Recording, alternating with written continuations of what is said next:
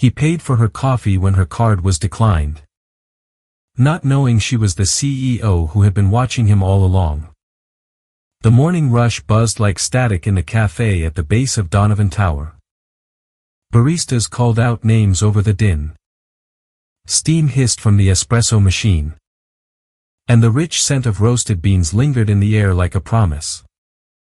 Rachel Donovan, 30 years old, CEO of the tower's top-floor empire, stepped inside.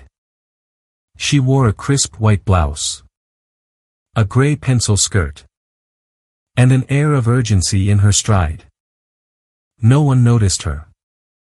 Not as a CEO. Not as anything more than another professional in desperate need of caffeine. She approached the counter, tapping on her phone while juggling her tablet and a folder tucked tightly under one arm. One large latte with an extra shot.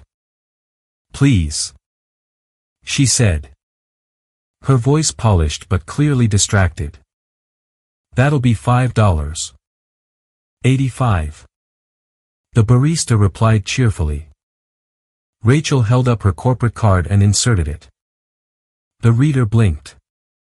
Declined. She frowned, a flicker of annoyance crossing her face, and tried again. Still declined. Hold on, she murmured, more to herself than to the barista. She reached into her leather satchel, her fingers searching the side pocket, then the main compartment. Nothing. Her wallet wasn't there. A knot of panic tightened in her chest. She never forgot her wallet. Not ever. Except, apparently, today. I'm so sorry, she said, a rare flush of embarrassment creeping up her neck. I think I left my wallet in my office. Could you maybe hold the drink for a second? I can run up and get it. The barista glanced at the growing line behind her, his lips thinning with impatience. That was when a quiet voice cut through the tension. It's just coffee. Happens to the best of us. Rachel turned. A man stepped forward from the side. He was tall, maybe in his mid-30s, dressed in worn jeans, a simple navy polo, and a security badge clipped to his belt. His brown hair was short and neat, his face calm. His name tag read, Caleb. Before she could protest, he raised his phone and scanned the contactless reader. The payment went through with a gentle chime. The barista's tense shoulders relaxed. Thank you, sir. Caleb gave a small nod and turned to Rachel. Here, he said, holding out the latte. No big deal. She took it, momentarily stunned. Wait. You don't have to do that. I know. He shrugged, his smile easy and genuine. But if it were me, you'd probably do the same. There was something disarming about his tunny no pity. No performance. Just straightforward kindness. Rachel managed a faint smile. Still. Thank you. I'll pay you back. Caleb was already turning away. No need, he said over his shoulder. As she adjusted her bag, the hot cup tilted, and a few drops of coffee splashed onto her pristine white blouse. She winced. Of course. Perfect. Without a word, Caleb reached into his back pocket and pulled out a clean, folded napkin. He stepped close, but not too close, and gently dabbed at the stain near her collarbone. His touch was respectful and precise, like someone who knew exactly where the line was and had no intention of crossing it. There, he said. Mostly gone. Rachel looked up at him. Truly seeing him for the first time. He was already turning away again. Wait. What's your name? He paused and glanced back. Caleb. And then he was gone. Disappearing through the exit near the elevator bay. Rachel stood still. Clutching her cup. The napkin still in her hand. Around her. The cafe's chaotic rhythm resumed. Orders were shouted. Espresso was poured. But for her, something had shifted. A small, simple gesture from a man who didn't know her. Didn't recognize her title or her salary. He had paid for her coffee. Wiped a stain from her shirt. And left without waiting for thanks or recognition. People were often kind when they knew who she was. When they expected something in return. But Caleb hadn't even asked for her name. Rachel took a long sip of her latte. It was still warm. Still perfect. And then, with a thoughtful frown and an unfamiliar stirring in her chest, she headed toward the elevators. Her first meeting of the day was waiting. But now her thoughts were somewhere else entirely. With a man named Caleb and a coffee she would never forget. The conference room on the 26th floor was a world of glass walls and hushed quiet. The only sounds the soft hum of the coffee machine and the rhythmic tapping of laptop keys. Rachel sat at the head of the long mahogany table. Her sleeves rolled up.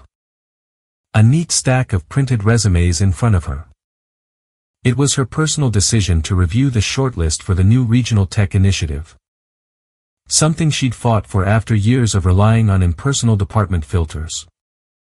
The stakes were high. Donovan Enterprises was expanding its digital division into 3 new cities. And this team would build the foundation. Rachel wanted people with grit. Not just polished credentials. She scanned one resume. Then another.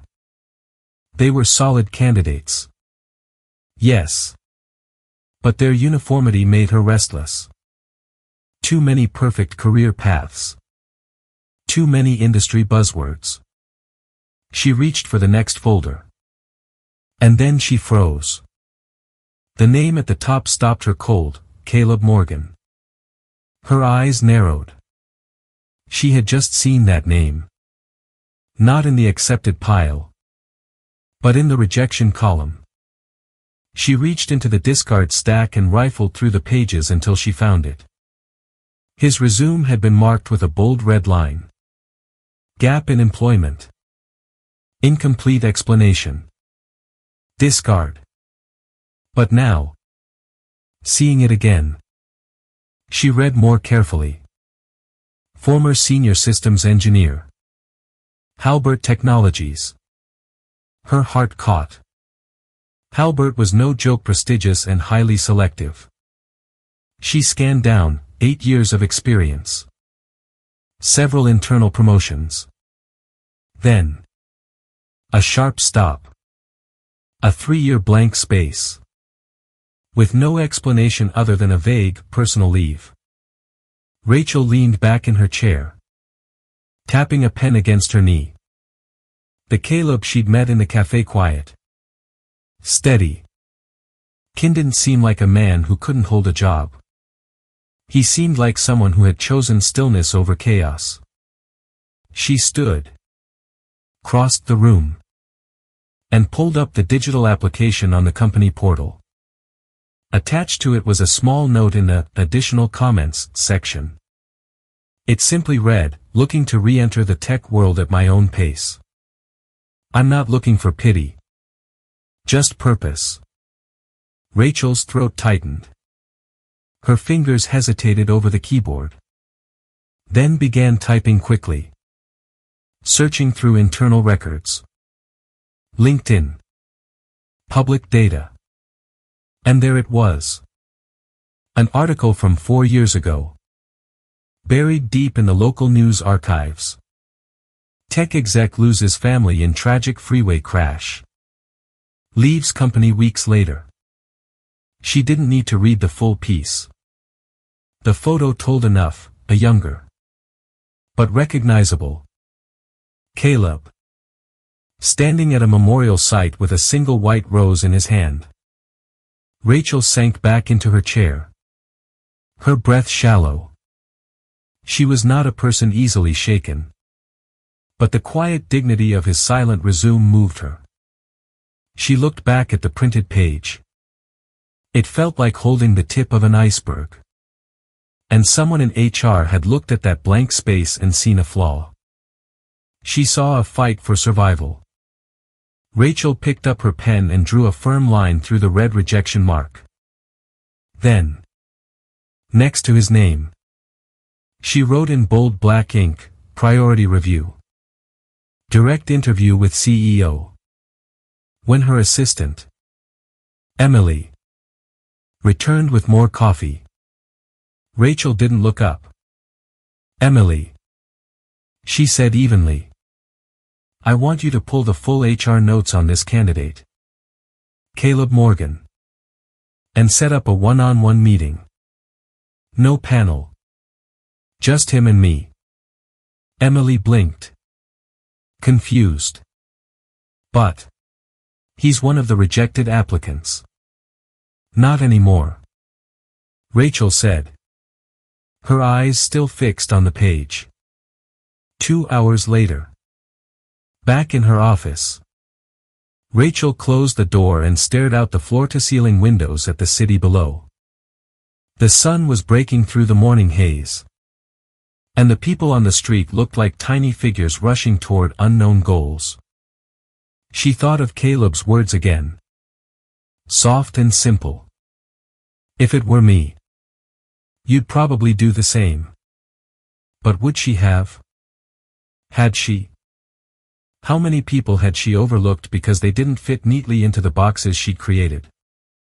She remembered the way he had stepped back after paying, giving her space. The way he had dabbed the coffee from her blouse with quiet care, never making it awkward. And now, here he was again. Not in the building by accident, but on a list she had, until today, never bothered to look at. A man who had once led teams of engineers, who had lost everything, and instead of collapsing, chose to rebuild with the tools he had left, dignity, silence, and a job that let him breathe. Rachel looked at her planner, circled Thursday afternoon, and wrote beneath it, interview. Caleb Morgan. Read the man, not the resume. The late afternoon sun slanted through the tall windows of Rachel Donovan's corner office, casting a golden hue on the glass table where 2 mugs of coffee sat. Caleb Morgan stood by the door, unsure of where to place his hands. He looked slightly out of place in the sleek, modern room. His security uniform clean but simple. His posture polite but guarded. Rachel gestured to the seat across from her. Please. Have a seat. He obeyed quietly, his eyes meeting hers, calm and alert, like a man accustomed to uncertainty. I imagine you're wondering why I asked you here. Rachel began, clasping her hands on the table. Caleb offered a small, hesitant smile. You mean besides the obvious coffee incident? She let out a short, genuine laugh and nodded. Among other things. She reached for a folder and opened it slowly. Caleb Morgan. Former senior systems engineer. 8 years at Halbert Technologies. Multiple commendations. Then 3 years with no entries. And now a part-time building security role. You didn't include any of that in your cover letter. He didn't flinch. I didn't think it would matter. Most people stop reading after the gap. And if they hadn't? Rachel prodded gently. If someone had read to the end? He hesitated. Then shrugged lightly. They'd see someone rebuilding on his own terms. She studied him for a long moment. You're overqualified for any of the roles we posted. You know that. Yes. He said simply. So why apply for something entry-level? Why not wait for the executive doors to open again? His voice was quiet but unwavering. Because I didn't want pity. I wanted purpose. A fresh start that I earned. Not one handed to me out of guilt or curiosity. Rachel nodded slowly, recognizing a profound clarity in him that wasn't pride or arrogance. It was self-awareness. She looked down at the folder. Then back at him. Do you know what surprised me the most that morning? She asked. He shook his head. When you paid for my coffee. You didn't linger. You didn't ask for anything. You didn't even let me properly thank you. He smiled. Just a little. It didn't feel like something that needed thanks. But it was. She said softly. Not just the coffee. But how you did it. You saw a person in a moment of need. Not a CEO to impress. Caleb said nothing. But his expression softened. Rachel reached into her desk drawer and pulled out a thick envelope. Sliding it across the table toward him. This isn't because of the coffee. She said. Her voice firm. And it's not out of obligation. He picked up the envelope and opened it. Inside was a formal offer letter. Not for a junior role.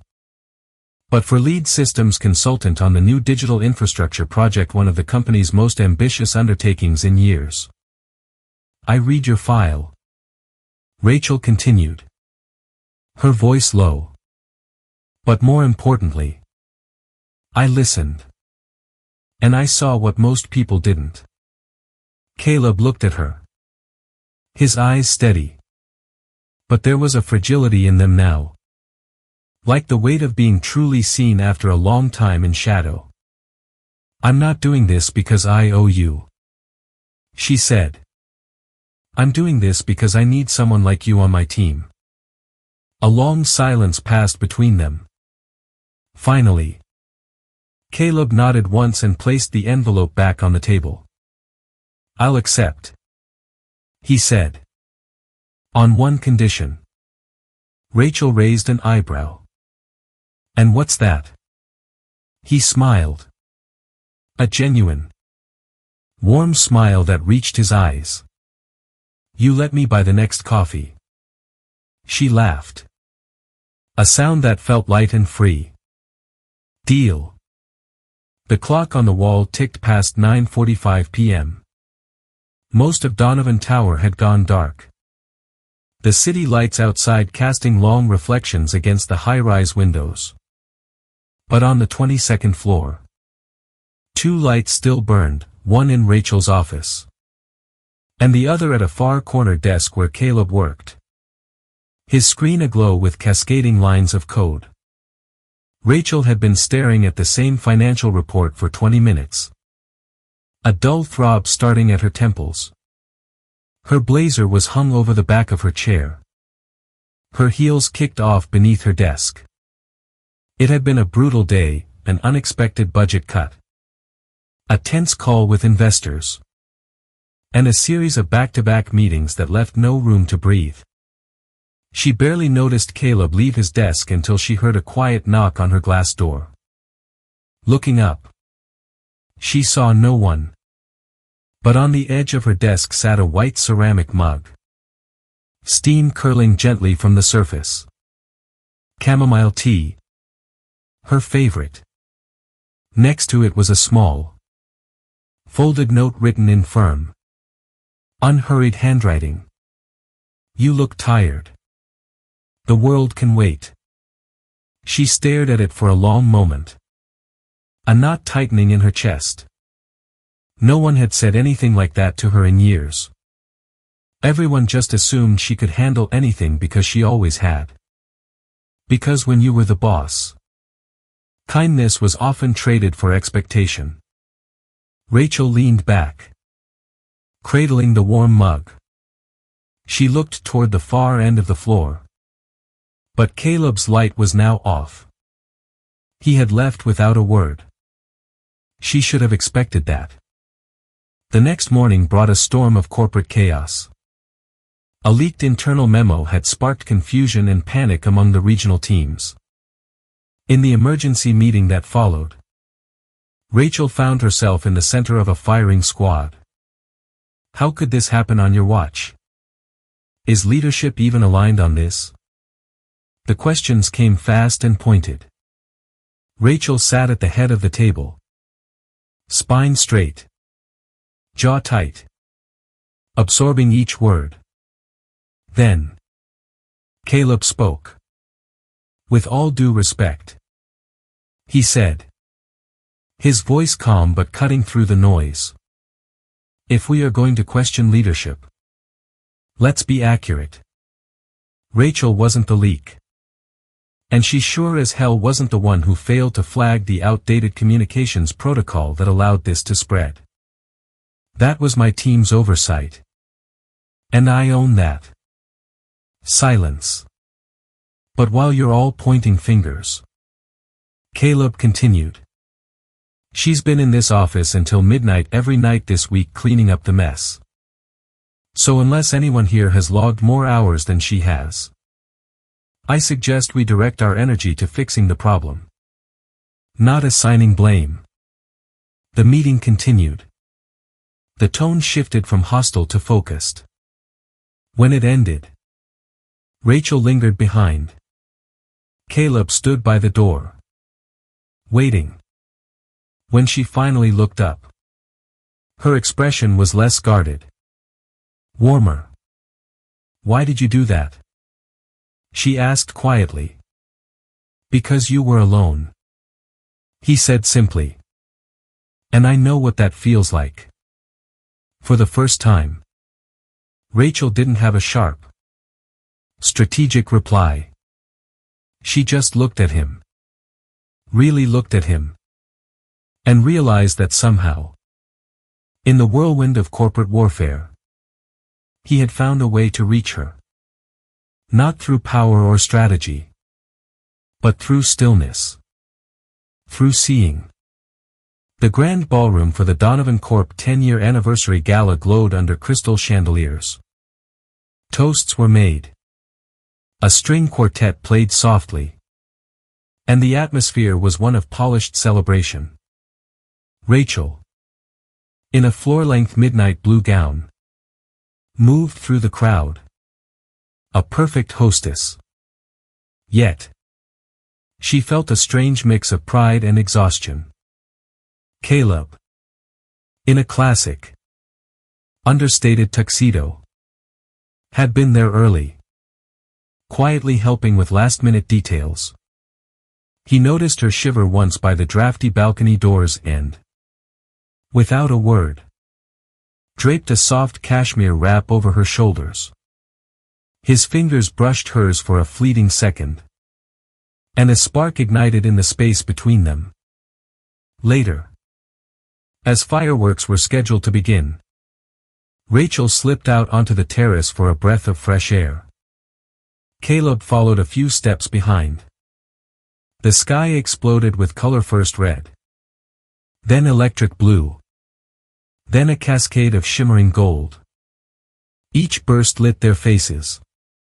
It's beautiful, she said softly. It is, he agreed, though he was watching her. They stood in comfortable silence. Why are you always noticing the little things? She finally asked. Her voice caught between wonder and vulnerability. He considered the question as the last firework faded, leaving the sky dark and quiet. Because I know what it's like when no one notices at all. he said gently. Her heart skipped a beat. That single sentence landed with the weight of a confession. She glanced down at his hand. And he took hers. His palm warm and steady. His thumb brushed softly across her fingers. Rachel. Caleb began. His voice low as he turned to face her.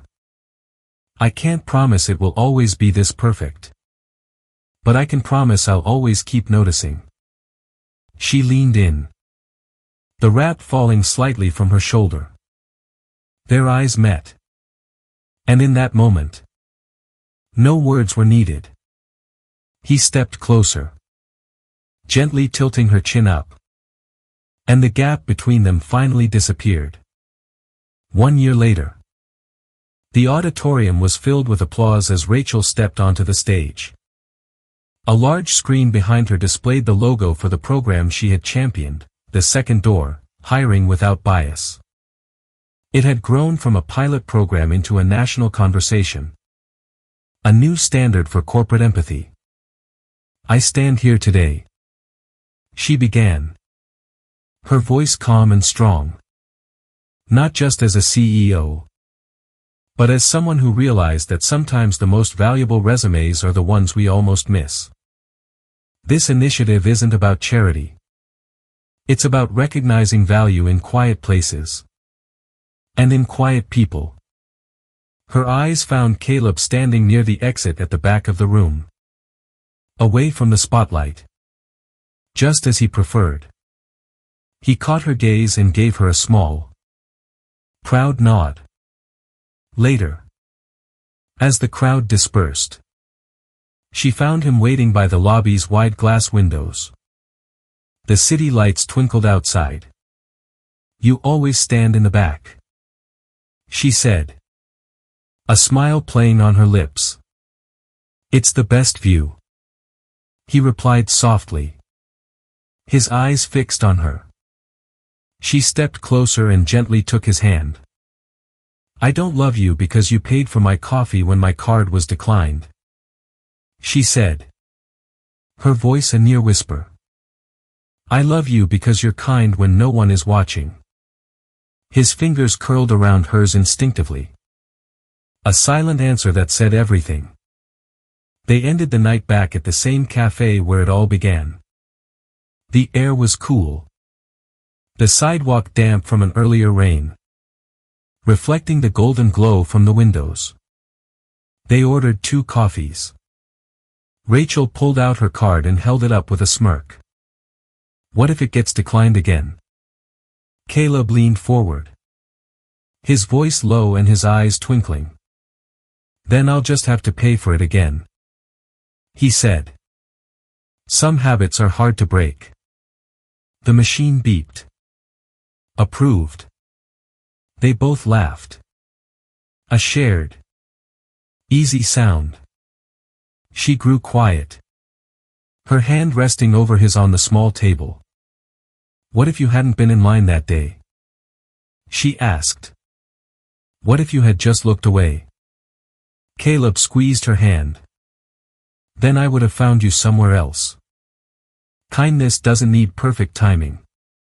It just needs 2 people willing to see each other. He brought her hand to his lips and kissed her knuckles gently.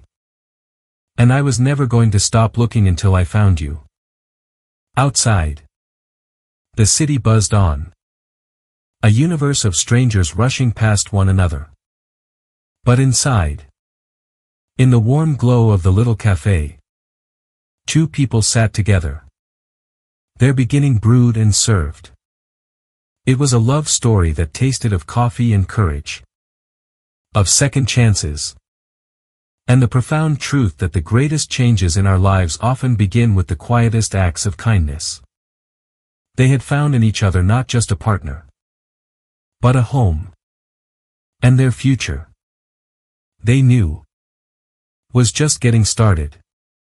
If this story of quiet kindness and unexpected love touched your heart, we invite you to become a part of our community. At Soul Stirring Stories, We believe that the smallest gestures can change a life and that true connection often grows in the silent moments. Long before it's ever spoken aloud. If you believe in second chances, in the power of seeing the person behind the resume, and in a love that notices the little things, please subscribe to our channel and hit the notification bell. We craft new stories every week designed to warm your heart and remind you that the softest moments often leave the deepest mark. Thank you for watching. And remember, kindness is never, ever wasted.